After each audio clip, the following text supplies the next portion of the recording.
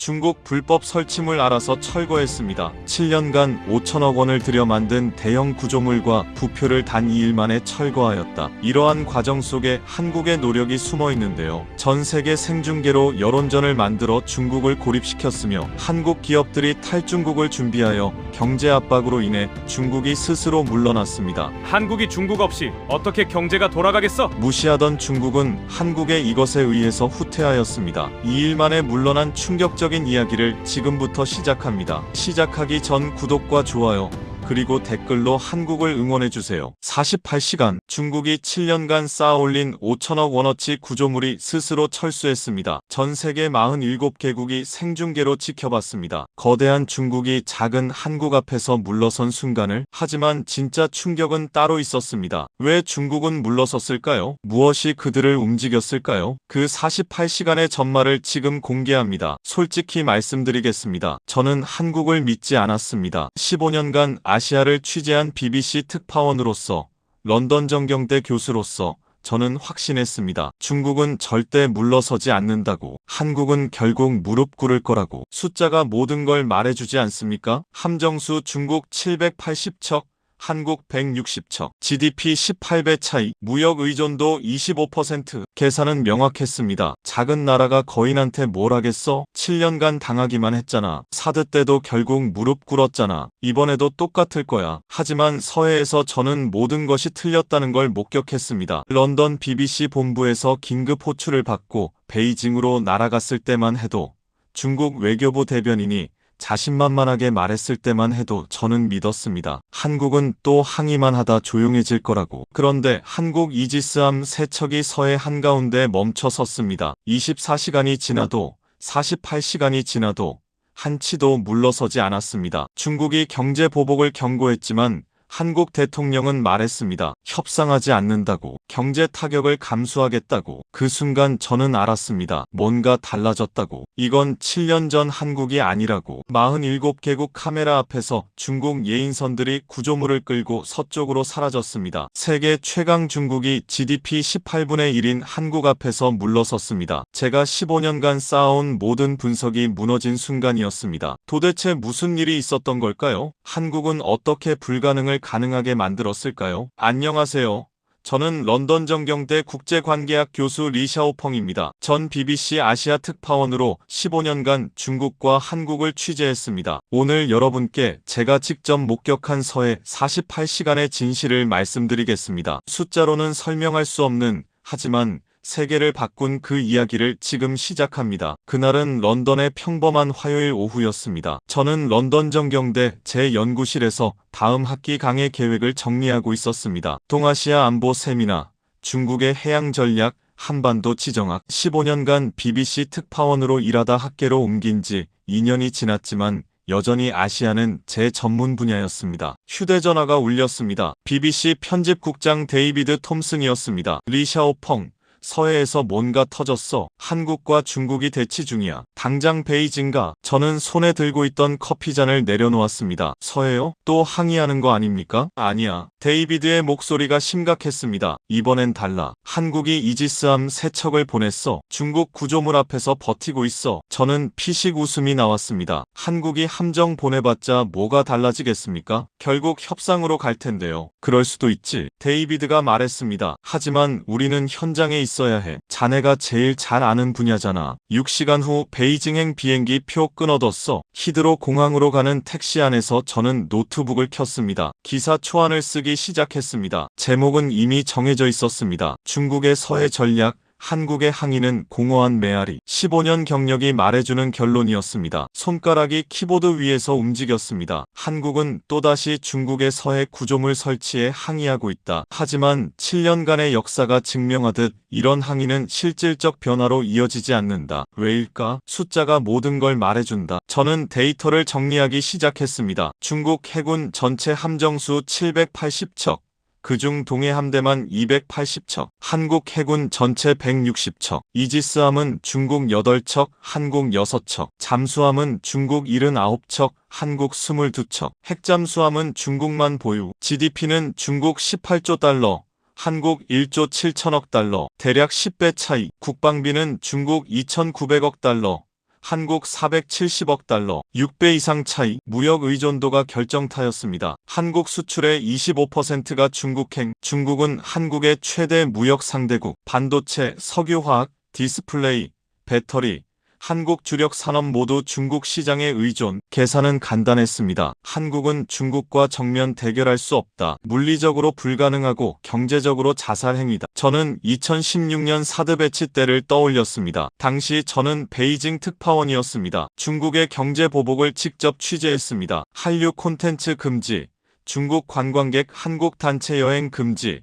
롯데마트 영업 정지, 한국 화장품 수입 규제. 결과는 참담했습니다. 한국 면세점들이 줄줄이 적자를 냈습니다. 한류 스타들의 중국 활동이 전면 중단됐습니다. 롯데는 중국에서 완전히 철수했습니다. 한국 관광업계가 초토화됐습니다. 그리고 한국 정부는 어떻게 했습니까? 조용히 기다렸습니다. 중국이 서서히 압박을 풀어줄 때까지. 공식적으로는 사드를 철회하지 않았지만 실질적으로는 중국의 요구를 상당 부분 수용했습니다. 추가 배치 안 하기, 미국 미사일 방어 체계 불참, 한미일 군사 동맹 안 하기, 소위 삼불 정책이었습니다. 한국은 결국 중국 앞에서 무릎을 꿇었습니다. 비행기가 이륙했습니다. 저는 노트북 화면을 내려다봤습니다. 기사 초안이 거의 완성되고 있었습니다. 결론 부분을 쓰기 시작했습니다. 한국의 이번 대응도 결국 이전과 같은 패턴을 따를 것이다. 함정을 보내고 여론을 환기시키지만 실질적 행동으로는 이어지지 않는다. 중국은 이를 잘 알고 있다. 시간은 중국 편이다. 한국은 경제적 압박을 견딜 수 없고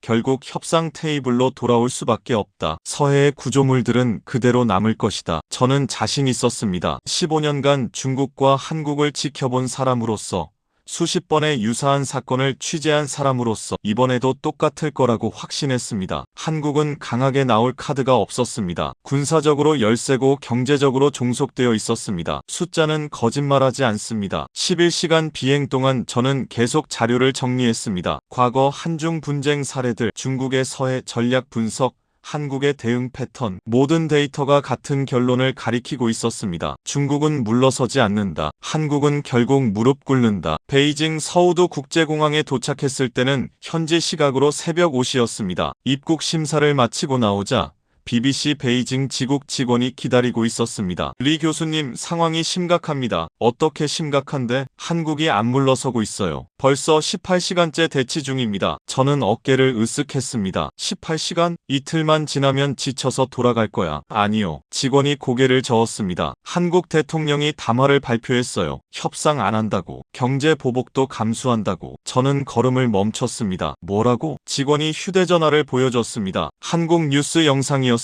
대통령이 카메라를 똑바로 응시하며 말하고 있었습니다. 우리는 압력에 굴복하지 않습니다. 우리의 바다는 포기하지 않습니다. 저는 화면을 뚫어지게 봤습니다. 뭔가 달랐습니다. 7년 전 한국 정부의 태도와 확연히 달랐습니다. 저는 직원에게 물었습니다. 한국 여론은 어때? 정부 지지율이 89%래요. 89%. 높은 숫자였습니다. 하지만 여론이 뭘 바꿀 수 있겠습니까? 중국이 경제 보복을 시작하면 한국 국민들도 현실을 직시할 겁니다. 저는 여전히 확신하고 있었습니다. 한국은 결국 물러선다고. 하지만 가슴 한구석에서 작은 의문이 싹트고 있었습니다. 혹시 이번엔 다를까? 베이징 시내로 들어가는 차 안에서 저는 중국 외교부 대변인실에 연락을 취했습니다. BBC 리 샤오펑입니다. 왕 대변인과 인터뷰 가능할까요? 잠시 후 답변이 왔습니다. 오전 10시 외교부 청사로 오십시오. 대변인님이 시간을 내주셨습니다. 호텔에 체크인하고 샤워를 한 뒤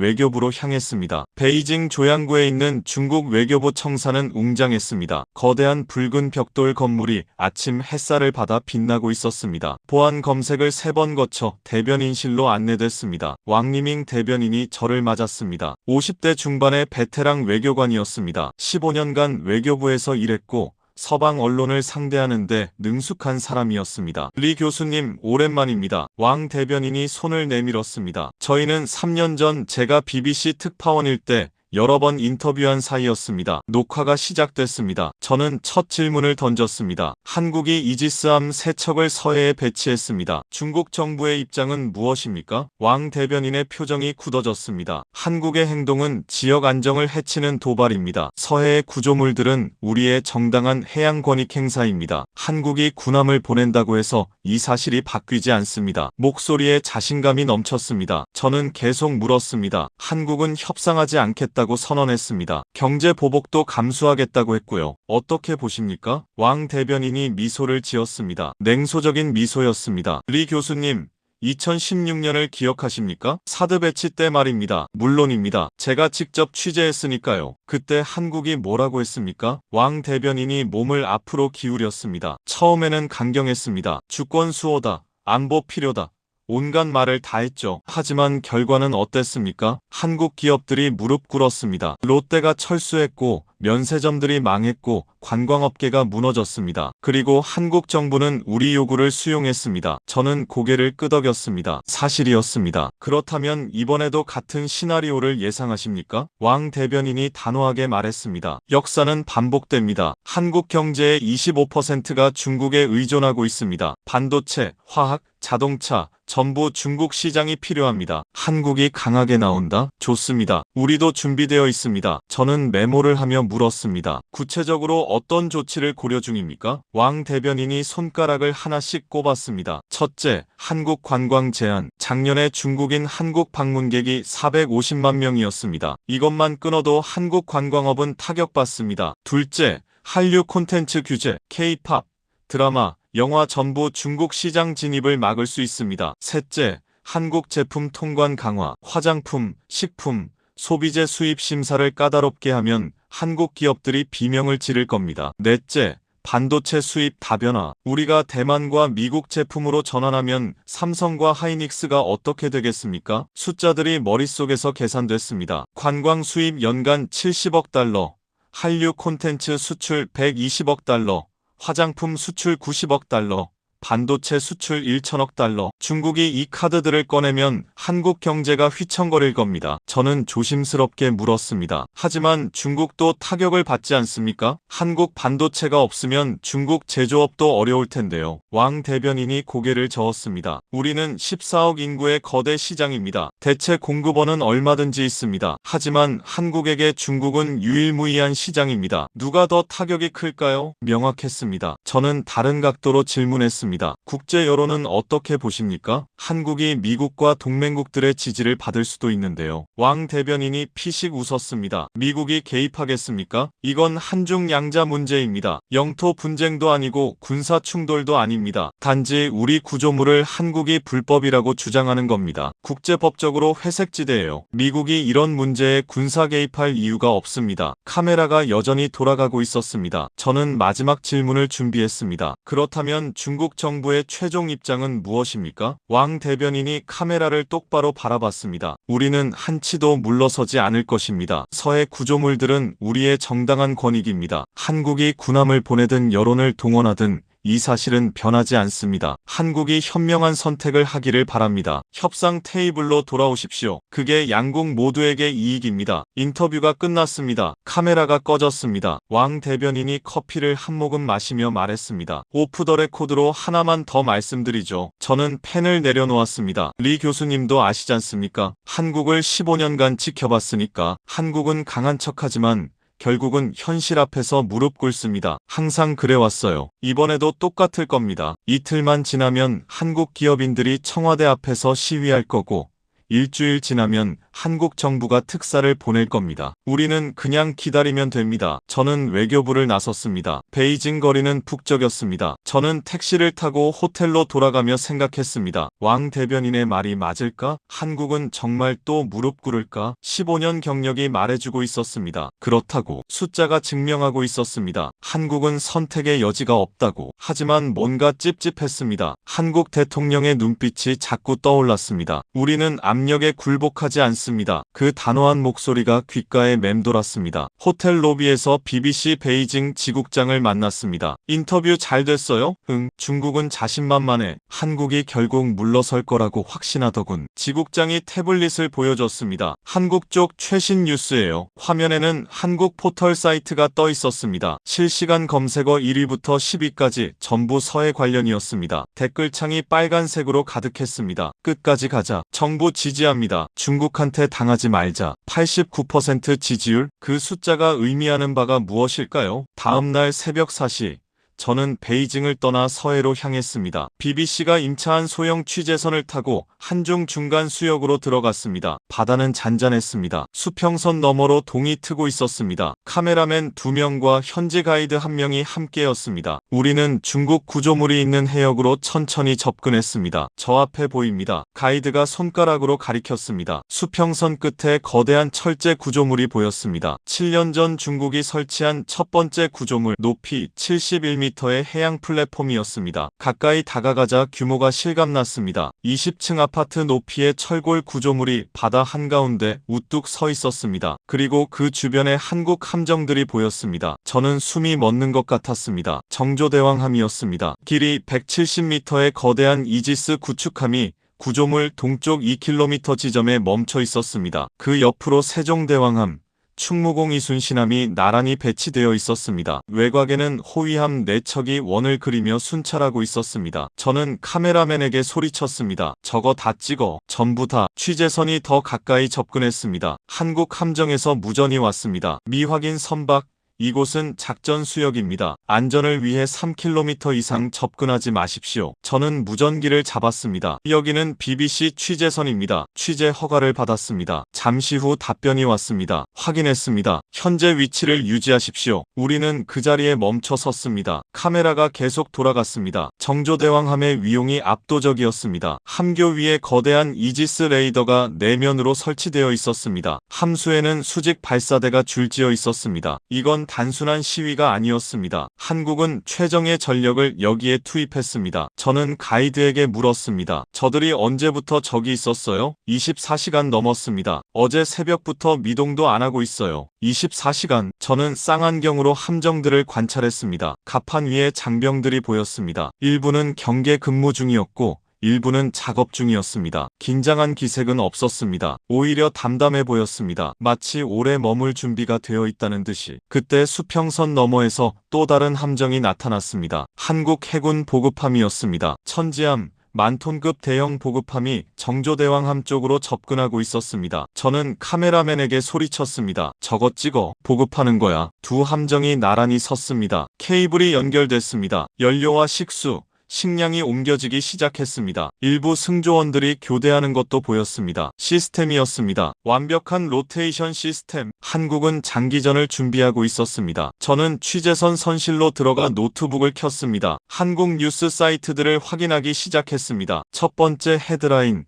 대통령 긴급 담화. 협상 없다. 기사를 클릭했습니다. 영상이 재생됐습니다. 한국 대통령이 청와대 집무실에서 국민에게 말하고 있었습니다. 국민 여러분, 오늘 저는 분명히 말씀드립니다. 대한민국은 협상하지 않습니다. 서해의 불법 구조물은 반드시 철거되어야 합니다. 이것은 협상 대상이 아닙니다. 목소리가 단호했습니다. 눈빛이 흔들리지 않았습니다. 영상이 계속됐습니다. 우리는 압력에 굴복하지 않습니다. 경제 보복을 하겠다고요? 좋습니다. 우리는 준비되어 있습니다. 하지만 우리의 바다는 포기하지 않습니다. 저는 화면을 멈췄습니다. 다시 재생했습니다. 또 멈췄습니다. 믿기지 않았습니다.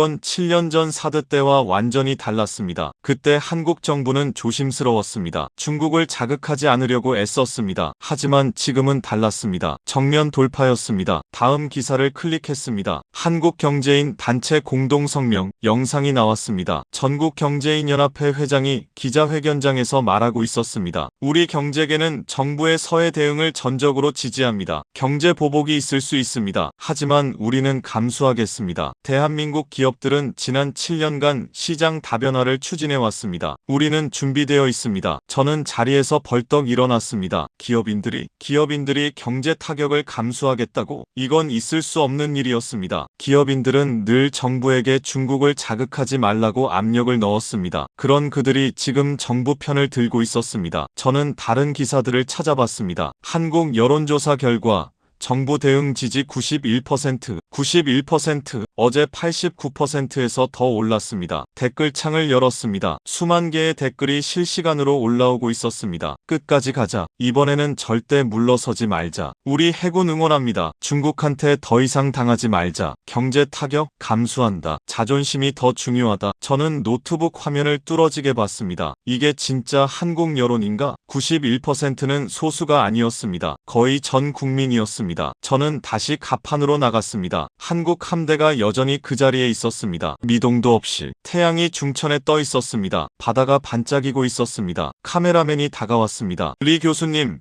중국 함정도 보입니다. 저쪽이요. 손가락이 가리킨 방향을 봤습니다. 서쪽 수평선에 중국 해경 함정 3척이 보였습니다. 한국 함대와 5km 정도 떨어진 거리였습니다. 그들도 움직이지 않고 있었습니다. 대치였습니다. 팽팽한 대치. 누가 먼저 물러서느냐의 게임. 저는 그 순간 깨달았습니다. 이건 단순한 외교 마찰이 아니라는 걸. 이건 의지의 대결이라는 걸. 그리고 한국은 물러설 생각이 없어 보였습니다. 그날 밤 저는 취재선 선실에 에서 한국 경제 데이터를 분석하기 시작했습니다. 뭔가 이상했습니다. 한국 기업인들이 경제 보복을 감수하겠다고 말한 이유가 궁금했습니다. 그들이 미쳤을 리 없었습니다. 분명 뭔가 계산이 있을 겁니다. 저는 노트북으로 한국 무역 통계를 검색했습니다. 대한민국 수출 통계, 국가별 비중 변화 추이, 엑셀 파일을 열었습니다. 숫자들이 화면을 채웠습니다. 그리고 저는 그 숫자들을 보는 순간 얼어붙었습니다. 한국 대중국 수출 의존도 2016년 사드 당시 25.1%, 2018년 26.8%, 2020년 25.9%, 2022년 22.8%, 2024년 20.3%, 2025년 현재 19.7% 숫자가 계속 내려가고 있었습니다. 저는 다시 확인했습니다. 틀린 게 아닐까? 하지만 틀리지 않았습니다. 한국의 대중국 수출 의존도가 7년간 5.4%포인트나 하락했습니다. 저는 다른 데이터를 찾아봤습니다. 한국 수출 국가별 비중, 베트남 2016년 4.5%에서 2025년 9.8%로 상승, 인도 2016년 2.1%에서 2025년 5.3%로 상승, 중동 2016년 5.3%에서 2025년 8.9%로 상승. 한국은 조용히 수출 시장을 다변화하고 있었습니다. 중국 한 곳에 의존하던 구조를 분산시키고 있었습니다. 저는 손가락으로 계산기를 두드렸습니다. 베트남,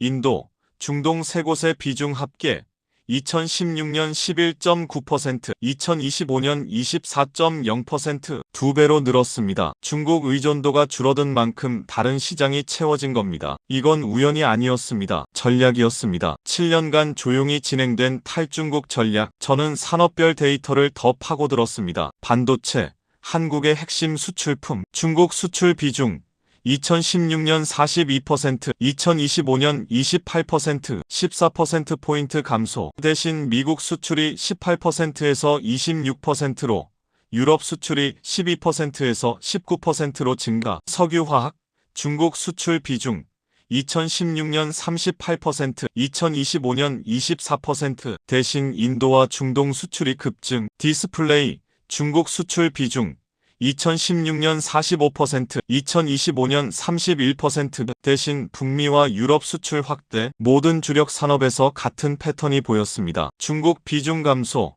다른 시장 확대. 저는 의자에 깊이 앉았습니다. 한국은 사드 보복을 당한 뒤 가만히 있지 않았습니다. 7년 동안 조용히 준비했습니다. 다음번 경제 보복에 당하지 않으려고. 중국 카드가 더 이상 절대적이지 않도록. 저는 한국 경제 전문가에게 연락했습니다. 서울대 경제학과 김민수 교수였습니다. 3년 전 인터뷰한 적이 있는 사람이었습니다. 교수님, BBC 리샤오펑입니다. 한국 무역 구조 변화에 대해 여쭤보고 싶습니다. 김 교수가 화상 통화로 응답했습니다. 아, 리 교수님, 서해 취재 중이시죠? 네. 한국 대중 수출 의존도가 많이 떨어진 걸 발견했습니다. 이게 의도된 겁니까? 김 교수가 고개를 끄덕였습니다. 물론입니다. 2017년부터 정부와 기업이 함께 추진한 전략입니다. 사드 보복 이후 우리는 깨달았습니다. 한 나라에 너무 의존하면 안 된다는 걸. 그래서 시장 다변화를 국가 전략으로 삼았습니다. 김 교수가 자료를 공유했습니다. 화면에 그래프가 나타났습니다. 한국 기업들의 해외 투자 추이였습니다. 베트남 투자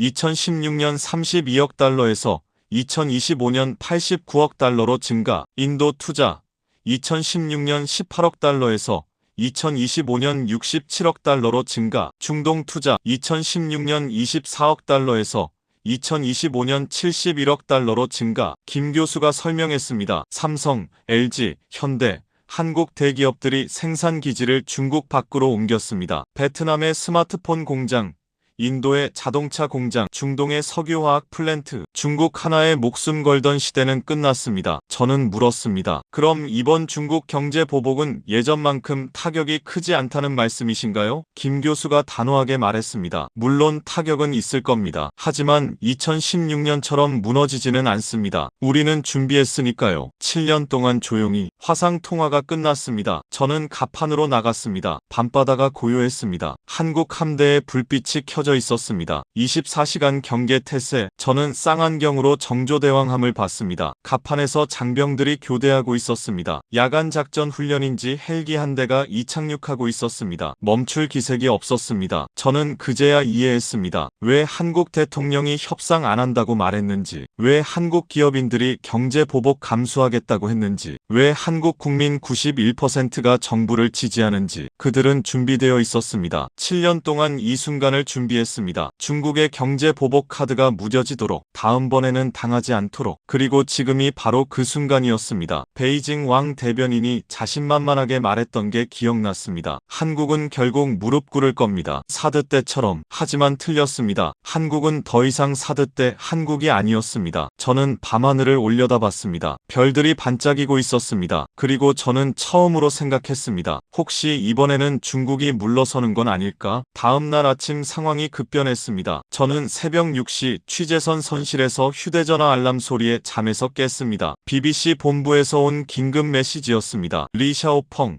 한국이 47개국 언론사의 서해 현장 취재를 허용했습니다. 오늘 오전 10시부터 생중계 시작됩니다. 당신도 한국 함정에 승선 가능합니다. 저는 벌떡 일어났습니다. 47개국 생중계? 한국이 이걸 전 세계에 보여주겠다는 겁니까? 서둘러 세면을 하고 갑판으로 올라갔습니다. 수평선 너머에서 헬기 소리가 들렸습니다. 한국 해군 헬기 2대가 날아오고 있었습니다. 우리 취재선 옆으로 한국 해군 고속정이 접근했습니다. BBC 리샤오펑 교수님이십니까? 네, 맞습니다. 정조대왕함으로 모시겠습니다. 승선 준비해 주십시오. 10분 뒤 저는 고속정을 타고 정조대왕함으로 향했습니다. 가까이 다가갈수록 함정의 크기가 실감났습니다. 길이 170m, 높이 30m, 거대한 철벽이 바다 위에 떠 있었습니다. 한미 헬기 착륙장에는 각국 기자들이 모여 있었습니다. CNN, BBC, NHK, 알자지라, 로이터, AFP, 전 세계 주요 언론사들이었습니다. 저는 CNN 특파원 제임스 헨리를 알아봤습니다. 5년 전 베이징에서 함께 일한 적이 있었습니다. 제임스, 여기서 보네. 리샤오펑, 오랜만이야. 이거 대단한데? 한국이 완전히 공개하잖아. 제임스가 카메라를 들어 보였습니다. 전부 생방송으로 나간다고. 47개국 동시 중계. 추정 시청자 8억 명, 8억 명. 저는 그 숫자를 되뇌었습니다. 한국이 이걸 전 세계에 보여주겠다는 겁니다. 한국 해군 공보관이 나타났습니다. 여러분, 환영합니다. 잠시 후 브리핑을 시작하겠습니다. 우리는 함교 아래 회의실로 안내됐습니다. 벽면에 대형 스크린이 걸려 있었습니다. 서해 해역 지도가 표시되어 있었습니다. 한국 구축함 3척의 위치, 중국 구조물 7개의 위치, 중국 해경 함정들의 위치가 실시간으로 업데이트되고 있었습니다. 공보관이 입을 열었습니다. 현재 상황을 설명드리겠습니다. 대한민국 해군은 36시간째 이 해역에서 작전을 수행 중입니다. 우리의 목적은 명확합니다. 서해 불법 구조물에 대한 한국 정부의 입장을 확고히 하는 것입니다. 목소리가 단호했습니다. NHK 기자가 손을 들었습니다. 중국이 경제 보복을 경고했습니다. 한국 정부의 입장은 무엇입니까? 공보관이 대답했습니다. 우리 정부는 이미 명확히 했습니다. 협상하지 않습니다. 어떤 압박도 받아들이지 않습니다. 브리핑이 끝나고 우리는 각자 촬영 위치로 배치됐습니다. 저는 함교 옆 갑판에 자리를 잡았습니다. 오전 10시가 됐습니다. 생중계가 시작됐습니다. 저는 카메라를 향해 말하기 시작했습니다. 지금 저는 대한민국 해군 정조대왕함 갑판에 있습니다. 제 뒤로 보이는 것이 중국이 설치한 해양 구조물입니다. 한국은 이것이 불법이라고 주장하고 있고 중국은 정당한 권익이라고 맞서고 있습니다. 현재 한중 해군이 36시간째 대치 중입니다. 카메라가 구조물을 비췄습니다. 거대한 철제 구조물이 파란 바다 위에 우뚝 서 있었습니다. 제 옆에서 CNN이 생방송하고 있었습니다. 이것은 역사적인 순간입니다. 작은 나라 한국이 거대한 중국에 맞서고 있습니다. 한국 함대는 한 발자국도 물러서지 않고 있습니다. NHK도 생방송 중이었습니다. 한국의 대응은 동아시아 해양 안보에 중대한 의미를 갖습니다. 일본도 이 상황을 주시하고 있습니다. 47개국 카메라가 서해를 비추고 있었습니다. 8억 명이 지켜보고 있었습니다. 저는 그 순간 깨달았습니다. 한국이 왜 이렇게 공개했는지. 이건 국제 여론전이었습니다. 전 세계를 증인으로 만드는 전략이었습니다. 정오가 지났습니다. 저는 휴대전화로 국제 반응을 확인했습니다. 미국 국무부 긴급 성명이 떴습니다. 미국은 대한민국의 정당한 해양 권익 수호를 지지합니다. 필요시 동맹국을 지원할 준비가 되어 있습니다. 제7함대 언급, 미국이 직접 개입 가능성을 시사한 겁니다. 저는 제임스에게 휴대전화를 보여줬습니다. 이거 봤어? 미국이 움직였어. 제임스가 고개를 끄덕였습니다. 방금 워싱턴에서 연락 왔어. 백악관이 성명 준비 중이래. 한국 전폭 지지 쪽으로. 오후 1시. 더 충격적인 소식이 들려왔습니다. 일본 외무성 성명. 저는 휴대전화 화면을 뚫어지게 봤습니다. 일본 외무성은 한국의 서해 대응이 국제법에 부합한다고 평가합니다. 동아시아 해양 안보는 영내 국가들의 공동 관심사입니다. 일방적 현상 변경 시도는 지역 안정을 해칩니다. 일본이 한국을 지지했습니다. 독도 문제로 매년 싸우는 그 일본이. 저는 제임스에게 말했습니다. 이거 이해가 안 돼. 일본이 왜 한국 편을 들어? 제임스가 대답했습니다. 센카쿠 때문이야. 일본도 중국이랑 선분쟁 중이잖아. 한국이 여기서 지면 다음은 일본 차례야. 그래서 한국을 돕는 거지. 전략적 선택이었습니다. 오후 3시. 필리핀 대통령 긴급 기자회견이 생중계됐습니다. 저는 함교 회의실에서 스크린으로 지켜봤습니다. 필리핀 대통령이 카메라 앞에 서 있었습니다. 눈에 눈물이 고여 있었습니다. 한국이 보여주고 있습니다. 작은 나라도 거대한 나라에 맞설 수 있다는 것을. 우리 필리핀은 남중국해에서 똑같은 일을 당하고 있습니다. 하지만 우리는 대응하지 못했습니다. 한국이 우리에게 용기를 주고 있습니다. 대통령의 목소리가 떨렸습니다. 저는 숨이 막혔습니다. 필리핀, 베트남, 대만, 인도네시아, 남중국해에서 중국과 분쟁 중인 모든 나라들이 한국을 지켜보고 있었습니다. 한국이 이기기를 바라고 있었습니다. 저는 갑판으로 나갔습니다. 해가 서쪽으로 기울고 있었습니다. 한국 함대는 여전히 그 자리에 있었습니다. 중국 구조물도 여전히 서 있었습니다. 중국 해경도 물러서지 않고 있었습니다. 하지만 뭔가 달라졌습니다. 47개국이 한국 편이었습니다. 미국, 일본, 필리핀, 호주, 인도, 전 세계가 한국을 지지하고 있었습니다. 중국은 고립되고 있었습니다. 저는 카메라를 향해 말했습니다. 지금 서해에서 벌어지고 있는 일은 단순한 한중 분쟁이 아닙니다. 이것은 국제 질서에 대한 도전입니다. 작은 나라들이 거대한 이웃에게 대응하는지를 보여주는 역사적 순간입니다. 그리고 전 세계가 한국 편입니다. 그날 밤 저는 베이징에 있는 제 소식통에게서 연락을 받았습니다. 중국 외교부에서 15년간 일한 퇴직 관료였습니다. 그는 제게 여러 번 내부 정보를 제공했던 사람이었습니다. 리샤오펑, 큰일 났어. 목소리가 다급했습니다. 무슨 일이에요? 베이징이 패닉 상태야. 외교부, 국방부, 전부 긴급 회의 중이야. 왜요? 뭐가 문제인데요? 국제 여론이 완전히 한국 편이야. 47개국이 생중계하고 있잖아. 미국, 일본까지 한국 편 들고. 우리가 완전히 고립됐어. 저는 정조대왕함 갑판 구석에 앉아 통화했습니다. 밤바다가 고요했습니다. 중국이 물러설 거라는 말씀이세요? 소식통이 한숨을 쉬었습니다. 아직 결정은 안 났어. 하지만 내부에서 목소리가 나오고 있어. 전략적 후퇴를 고려해야 한다고. 저는 심장이 두근거렸습니다. 전략적 후퇴? 중국이 서해에서 물러선다고요? 선택의 여지가 없어. 소식통이 말했습니다. 지금 상황을 봐. 미국이 제7함대 카드를 꺼냈어. 만약 우리가 강하게 나가면 미국이 개입할 수도 있어. 그럼 전쟁이야. 우리가 미국이랑 전쟁할 준비가 됐어? 아니잖아. 저는 고개를 끄덕였습니다. 그리고 일본도 문제야. 소식통이 계속했습니다. 일본이 한국 편을 들었어. 센카쿠 문제 때문이지. 만약 우리가 서해에서 밀어붙이면 일본도 센카쿠에서 강하게 나올 거야. 두 전선에서 동시에 싸울 수는 없어. 저는 메모를 하기 시작했습니다. 또 뭐가 있어요? 남중국해. 이게 제일 큰 문제야. 필리핀 대통령 봤지? 눈물 흘리면서 한국 응원하던 거. 필리핀, 베트남, 인도네시아. 전부 지켜보고 있어. 만약 우리가 서해에서 이기면 괜찮아. 하지만 지면 남중국해에서 전부 덤벼들 거야. 도미노야. 저는 숨을 깊이 들이쉬었습니다. 그럼 중국은 어떻게 할 건데요? 내일 모레쯤 결정 날 거야. 소식통이 말했습니다. 구조물 철수, 전략적 후퇴. 체면은 좀 구기지만 더 큰 손해는 막는 거지. 4,200억 원 날리는 거잖아요. 돈 문제가 아니야. 소식통의 목소리가 낮아졌습니다. 국제신용, 남중국해 전략, 미국과의 관계, 이게 다 걸려 있어. 4,200억은 작은 돈이야. 통화가 끝났습니다. 저는 휴대전화를 내려놓고 밤하늘을 올려다봤습니다. 별들이 반짝이고 있었습니다. 중국이 정말 물러선다. 한국이 이긴다. 다음날 새벽 저는 이상한 움직임을 포착했습니다. 중국 해경 함정들이 움직이고 있었습니다. 하지만 한국 함대를 향해서가 아니었습니다. 서쪽으로, 중국 쪽으로 이동하고 있었습니다. 저는 쌍안경을 들었습니다. 중국 해경 함정 3척이 천천히 서쪽으로 물러나고 있었습니다. 카메라맨을 깨웠습니다. 일어나, 저거 찍어. 중국이 움직이고 있어. 카메라가 돌아갔습니다. 중국 함정들이 점점 멀어지고 있었습니다. 수평선 너머로 사라지고 있었습니다. 철수였습니다. 오전 7시.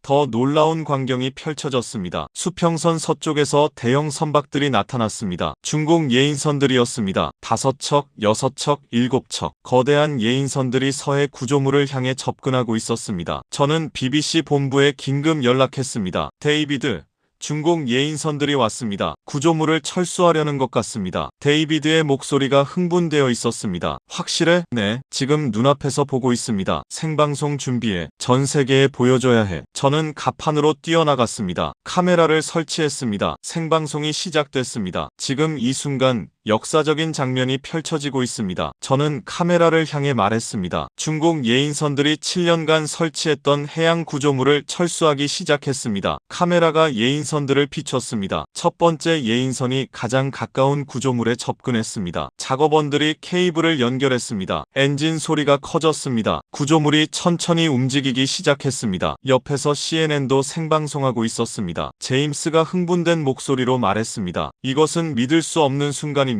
중국이 서해에서 물러서고 있습니다. 47개국 카메라 앞에서 중국이 후퇴하고 있습니다. NHK도 중계하고 있었습니다. 역사적 순간입니다. 동아시아 해양 질서가 바뀌는 순간을 우리는 목격하고 있습니다. 알자지라도 생방송 중이었습니다. 작은 나라가 거대한 이웃을 물러서게 만들었습니다. 저는 카메라를 향해 말을 이었습니다. 중국은 7년간 4,200억 원을 투자했습니다. 하지만 48시간 만에 모든 것을 철수하고 있습니다. 무엇이 중국을 움직였습니까? 한국의 의지였습니다. 한국 국민 91%의 지지였습니다. 그리고 전 세계 47개국의 시선이었습니다. 오전 내내 철수 작업이 계속됐습니다. 하나씩 중국 구조물들이 예인선에 끌려 서쪽으로 사라졌습니다. 첫 번째 구조물, 두 번째 구조물, 세 번째 구조물, 7년의 흔적이 지워지고 있었습니다. 저는 그 장면을 생중계하며 생각했습니다. 15년 전 제가 베이징 특파원으로 부임했을 때만 해도 중국은 무적처럼 보였습니다. 거대한 경제, 강력한 군사력, 확장하는 영향력, 누구도 중국을 막을 수 없을 것 같았습니다. 하지만 지금 제 눈앞에서 중국이 물러서고 있었습니다. 작은 나라 한국 앞에서 정오가 되었습니다. 마지막 구조물이 수평선 너머로 사라졌습니다. 서해는 다시 깨끗해졌습니다. 파란 바다만 남았습니다. 그리고 그 바다 위에 한국 함대가 유유히 떠 있었습니다. 승리의 순간이었습니다. 오후 2시. 마지막 중국 구조물이 완전히 철수했습니다. 서해는 텅 비었습니다. 7년간 그 자리를 지키던 철제 구조물들이 모두 사라졌습니다. 저는 정조대왕함 갑판에서 카메라를 향해 서 있었습니다. 47개국 생중계가 계속되고 있었습니다. 역사적인 순간입니다. 저는 카메라를 똑바로 바라보며 말했습니다. 48시간 전만 해도 이곳에는 중국의 대형 구조물 7개가 서 있었습니다. 4,200억 원의 가치였습니다. 7년간의 투자였습니다. 하지만 지금 이 순간 모든 것이 사라졌습니다. 중국이 스스로 철수했습니다. 전 세계 8억 명이 지켜보는 가운데 카메라가 텅 빈 바다를 비췄습니다. 파란 바다, 하얀 파도, 그리고 한국 함대만 남아 있었습니다. CNN 제임스가 흥분된 목소리로 생방송하고 있었습니다. 이것은 21세기 가장 놀라운 외교적 승리입니다. 작은 나라가 거대한 이웃을 물러서게 만들었습니다. 무력이 아니라 의지로, 폭력이 아니라 단결로 한국이 전 세계에 보여줬습니다. NHK도 감동적인 톤으로 중계했습니다. 한국 해군 장병들은 48시간 동안 한 발자국도 물러서지 않았습니다. 교대로 경계를 섰습니다. 보급을 받으며 버텼습니다. 그리고 이겼습니다. 알자지라 앵커가 말했습니다. 필리핀, 베트남, 인도네시아, 남중국해의 작은 나라들이 이 순간을 지켜봤습니다. 한국이 보여줬습니다. 맞설 수 있다는 것을, 이길 수 있다는 것을. 저는 한국 해군 공보관을 찾았습니다. 인터뷰 가능할까요? 공보관이 고개를 끄덕였습니다. 카메라가 돌아갔습니다. 저는 질문했습니다. 48시간 동안 어떠셨습니까? 공보관이 잠시 생각하더니 대답했습니다. 솔직히 말씀드리면 긴장됐습니다. 중국 함정들이 눈앞에 있었고 언제 충돌이 일어날지 몰랐습니다. 하지만 우리 장병들은 흔들리지 않았습니다. 왜 그럴 수 있었습니까? 공보관의 눈빛이 단호해졌습니다. 우리 뒤에 5천만 국민이 있었습니다. 91%가 우리를 지지했습니다. 그 힘으로 버틸 수 있었습니다. 그리고 우리는 정의로운 일을 하고 있다는 확신이 있었습니다. 인터뷰가 끝나고 저는 함교로 올라갔습니다. 정조대왕함의 함장을 만날 수 있었습니다. 50대 초반의 베테랑 군인이었습니다. 함장님, BBC 리샤오펑입니다. 인터뷰 부탁드립니다. 함장이 악수를 청했습니다. 들어왔습니다. 리 교수님, 함장실로 들어갔습니다. 벽면에 해도가 걸려 있었습니다. 서해 전체가 표시되어 있었습니다. 저는 조심스럽게 물었습니다. 함장님, 솔직히 물어봐도 될까요? 중국과 충돌할 각오가 되어 있었습니까? 함장이 창밖을 바라봤습니다. 잠시 침묵이 흘렀습니다. 그러고는 천천히 입을 열었습니다. 우리는 군인입니다. 명령이 떨어지면 따를 준비가 되어 있습니다. 하지만 전쟁을 원하지는 않았습니다. 우리가 원한 건 단 하나였습니다. 존중입니다. 함장이 저를 똑바로 봤습니다. 7년 동안 우리는 무시당했습니다. 항의해도 소용없었습니다. 중국은 계속 구조물을 세웠습니다. 이번에는 달라야 했습니다. 물러서지 않는 걸 보여줘야 했습니다. 그래서 여기 왔습니다. 그리고 끝까지 버텼습니다. 저는 함장실을 나와 다시 갑판으로 내려갔습니다. 장병들이 청소를 하고 있었습니다. 48시간의 긴장이 끝난 뒤였습니다. 한 젊은 수병이 갑판을 닫고 있었습니다. 20살쯤 돼 보였습니다. 저는 다가갔습니다. 인터뷰 좀 해도 될까요? 수병이 놀란 표정으로 저를 봤습니다. 저요? 네, 당신 이야기를 듣고 싶습니다. 수병이 걸레를 내려놓았습니다. 카메라가 켜졌습니다. 48시간 동안 어땠어요? 수병이 머리를 극적였습니다. 무서웠어요. 솔직히 중국 함정이 저기 있고 언제 뭔 일이 생길지 몰랐으니까. 하지만요. 수병의 목소리가 커졌습니다. 휴대전화로 뉴스 봤어요. 국민들이 우리 응원하는 거. 댓글에 온통 응원 글이었어요. 그거 보고 힘냈어요. 우리가 혼자가 아니구나. 국민들이 우리 뒤에 있구나. 그 생각하니까 버틸 수 있었어요. 저는 취재선으로 돌아왔습니다. 해가 서쪽으로 기울고 있었습니다. 황금빛 노을이 바다를 물들이고 있었습니다. 저는 노트북을 열고 기사를 쓰기 시작했습니다. 제목은 이미 정해져 있었습니다. 서해 48시간, 숫자가 아닌 의지가 이긴 순간. 손가락이 키보드 위에서 움직였습니다. 15년간 저는 숫자를 믿었습니다. 함정수, GDP, 군사비, 무역 의존도, 숫자가 전쟁의 승패를 결정한다고 믿었습니다. 하지만 서해는 달랐습니다. 한국은 모든 숫자에서 열세였습니다. 함정수 중국의 5분의 1, GDP 18분의 1, 국방비 6분의 1. 하지만 이겼습니다. 무엇으로? 의지로, 5천만 국민의 단결로, 절대 물러서지 않겠다는 결심으로. 저는 기사를 계속 썼습니다. 중국은 모든 것을 가지고 있었습니다. 하지만 한 가지가 없었습니다. 명분. 국제사회는 한국 편이었습니다. 47개국이 한국을 지지했습니다. 미국, 일본,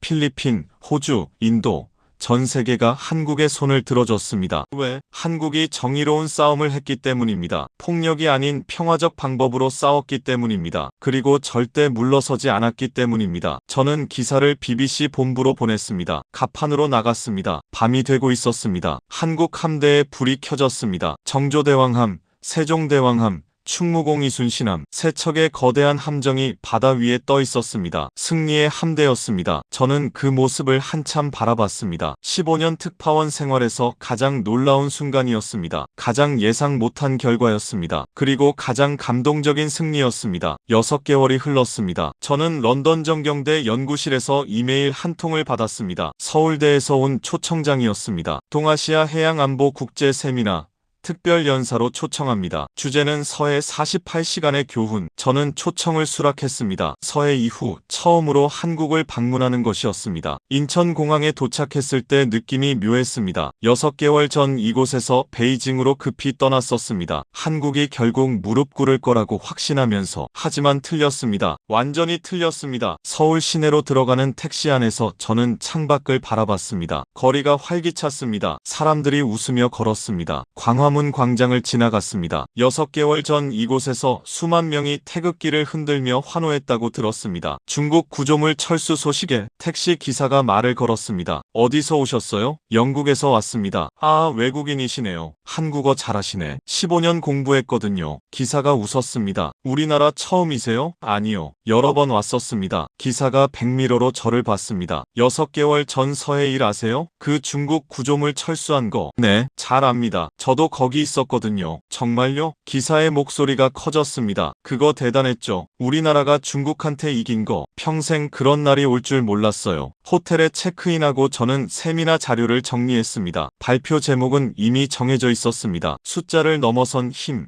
서해가 보여준 것. 노트북을 열고 슬라이드를 검토했습니다. 첫 장, 제가 15년간 믿었던 것들. 함정수 비교표, GDP 그래프, 군사비 차트. 둘째 장, 제가 틀렸던 이유, 의지의 힘, 국민의 단결, 국제 여론의 중요성. 셋째 장, 서해가 바꾼 것들, 필리핀의 변화, 베트남의 각성, 대만의 용기. 넷째 장, 제가 배운 것, 작은 나라도 이길 수 있다. 하지만 조건이 있다. 명분, 준비, 의지. 다음 날 오전 세미나장에 도착했습니다. 서울대 국제대학원 대강당이었습니다. 300석 규모의 강당이 거의 꽉 찼습니다. 학생들, 교수들, 언론인들, 외교관들이 앉아 있었습니다. 저는 무대에 올라갔습니다. 마이크를 잡았습니다. 안녕하십니까? 런던 정경대 리샤오펑입니다. 오늘 이 자리에 서게 되어 영광입니다. 6개월 전 저는 서해에 있었습니다. BBC 특파원으로 48시간을 취재했습니다. 그리고 제 인생에서 가장 중요한 교훈을 배웠습니다. 제가 15년간 믿어온 것들이 전부 틀렸다는 것을. 슬라이드가 넘어갔습니다. 숫자들이 화면을 채웠습니다. 저는 숫자를 믿었습니다. 중국 해군 780척,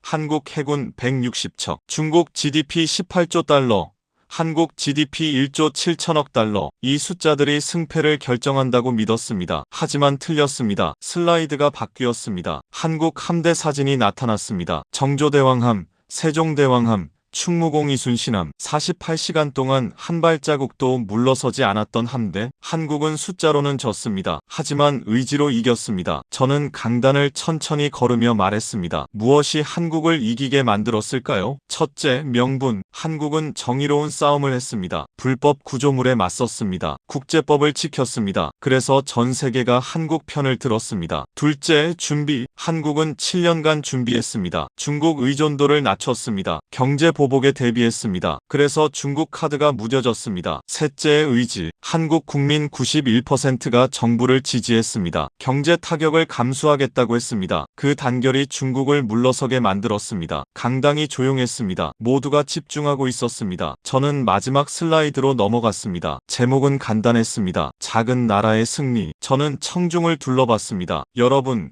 저는 15년간 아시아를 취재했습니다. 큰 나라가 작은 나라를 누르는 걸 수없이 봤습니다. 그게 현실이라고 믿었습니다. 하지만 서해는 달랐습니다. 작은 나라가 이겼습니다. 어떻게? 올바른 명분, 철저한 준비, 흔들리지 않는 의지. 이 세 가지가 숫자를 이겼습니다. 저는 목소리를 높였습니다. 이것이 서해가 세계에 보여준 교훈입니다. 숫자가 전부가 아니라는 것, 작은 나라도 이길 수 있다는 것. 하지만 쉽지 않습니다. 한국처럼 준비해야 합니다. 한국처럼 단결해야 합니다. 한국처럼 끝까지 버텨야 합니다. 박수가 터져 나왔습니다. 세미나가 끝나고 저는 광화문 거리를 걸었습니다. 11월 오후였습니다. 바람이 시원했습니다. 은행나무 잎이 노랗게 물들어 있었습니다. 사람들이 오가고 있었습니다. 저는 한 카페에 들어갔습니다. 창가 자리에 앉아 커피를 주문했습니다. 창밖을 바라봤습니다. 평화로운 풍경이었습니다. 6개월 전 이곳 사람들은 서해를 걱정했을 겁니다. 중국이 경제 보복하면 어쩌나, 우리 경제가 무너지면 어쩌나. 하지만 버텼습니다. 그리고 이겼습니다. 제 옆 테이블에 할머니 두 분이 앉아 계셨습니다. 대화가 들렸습니다. 그때 우리 해군 대단했지. 중국한테 안 밀렸잖아. 그러게. 평생 그런 날이 올 줄 몰랐어. 우리나라가 중국한테 이기다니. 할머니들이 웃고 계셨습니다. 자랑스러운 표정이었습니다. 저는 노트북을 꺼내 글을 쓰기 시작했습니다. 개인 블로그에 올릴 글이었습니다. 제목은 이미 정해져 있었습니다. 작은 나라가 거인을 이긴 진짜 이유. 손가락이 키보드를 두드렸습니다. 6개월 전 저는 서해에 있었습니다. 15년 특파원 경력을 가진 사람으로서 저는 확신했습니다. 중국이 이긴다고. 한국은 결국 무릎 꿇는다고. 하지만 완전히 틀렸습니다. 한국이 이겼습니다. 왜? 숫자가 아니라 의지 때문입니다. 저는 그동안 숫자만 봤습니다. 함정수, GDP, 군사비. 하지만 보지 못한 게 있었습니다. 한국 국민 5천만 명의 마음. 절대 물러서지 않겠다는 결심. 7년 동안 당한 걸 이번에는 참지 않겠다는 의지. 그게 중국을 물러서게 만들었습니다. 저는 글을 마무리했습니다. 저는 15년간 틀렸습니다. 하지만 이제 압니다. 진짜 힘은 숫자가 아닙니다. 의지입니다. 그리고 작은 나라 한국이 전 세계에 그것을 증명했습니다. 댓글로 한국을 응원해주세요.